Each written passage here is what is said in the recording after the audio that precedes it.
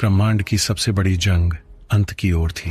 एक तरफ थी बुराई की रानी तीम्नाशा और उसका लाल हीरा, तो दूसरी तरफ था अच्छाई और सच्चाई का रक्षक बालवीर और उसका श्वेत हीरा।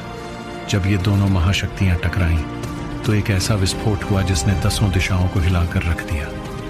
तीम्नाशा का घमंड चूर चूर हो गया और बालवीर धरती लोक को बचाते हुए इतिहास के पन्नों में कहीं खो गया।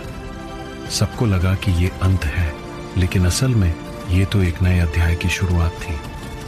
बालवीर के अंत के कुछ समय बाद उसकी दिव्य शक्तियां 7 चमकते हुए हिस्सों में टूट गईं और अंतरिक्ष के अंधेरों में ओझल हो गईं।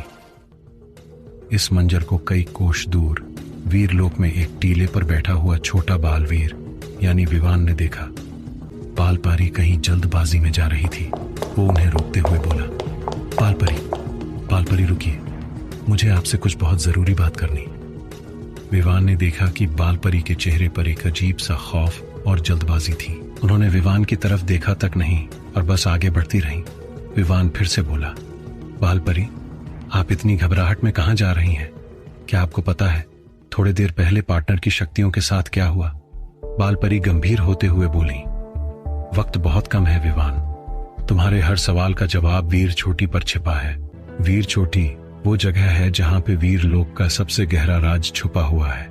आखिर कौन सा राज्य है जो वीर चोटी में दफन है? क्या है वो सूचना जो बालपरी सबको देना चाहती है?